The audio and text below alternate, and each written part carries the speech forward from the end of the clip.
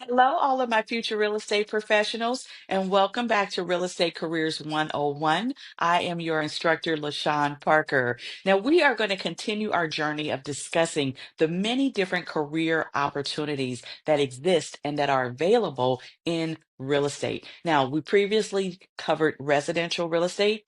Now we're talking about commercial real estate, which we started last week. And then in a couple of weeks, we're going to start talking about corporate real estate.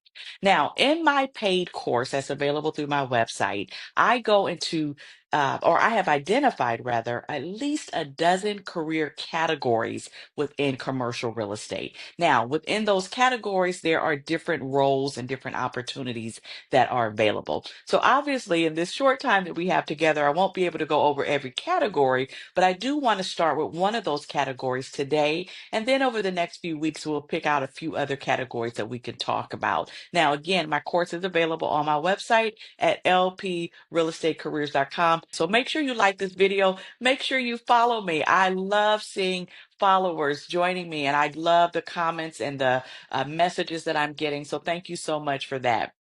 Now, today we're going to talk about brokerage services, which is a category of careers in commercial real estate. Now, brokerage services center around transactional activities. So some of the careers that you're going to see in under brokerage services would include sales, leasing, transaction managers. You're going to see analysts. You're going to see marketing specialists, sales coordinators. There's a ton of, or not a ton, but there's several different career opportunities within the brokerage services area. But the key is knowing that brokerage services focuses on transactional activities within the commercial real estate space. Now, let me throw this out before I get into a little bit more detail there.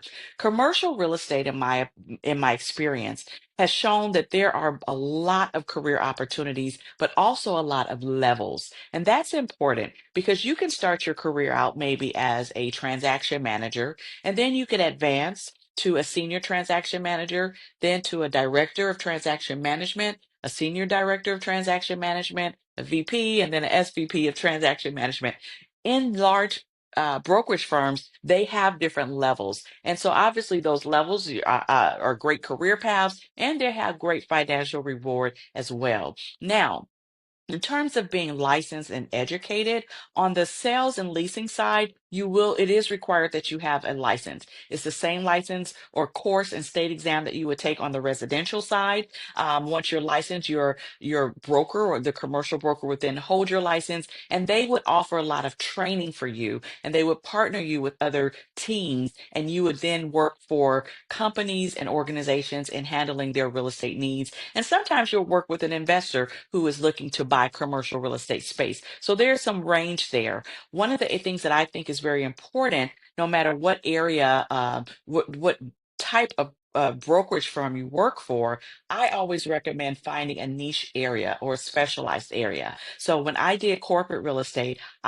looked for brokers that specialized in the industry of which my company that I worked for at the time was a part of. So finding niche areas, whether it's working with investors or working in a certain industry like financial services, those niche areas help you to understand, um, help you to represent your client a little better because you kind of have an idea of what their competitors are doing. And so that helps out when you're doing transactional activities. But on the sales and leasing side, there's a lot of detail that goes into working with clients, understanding leases. Some of the commercial leases are hundreds of pages long. So you're working with attorneys, you're working with your client to understand the business objectives as well as the legal ramifications. So there's a lot that goes into it. But on the commercial side, especially depending on the brokerage you go with, you're definitely going to receive a lot of training. And that's something that's key. So training is key. Knowing that there's a lot of career paths that are available and knowing that there are levels is something that stands out to me as offering longevity in commercial real estate. So I hope you found this brief information on brokerage services as a career category in commercial real estate to be helpful. Next week, we're going to dive into a little bit more, and I may release a few more videos throughout the week that share with you more different or more categories in commercial real estate. If you need more information or if you have questions, feel free to message me or go to my website at lprealestatecareers.com and look for information there that you can download for free that'll help you along your career journey. But I am here as a resource for you, and I look forward to speaking with you next week. Have a good day.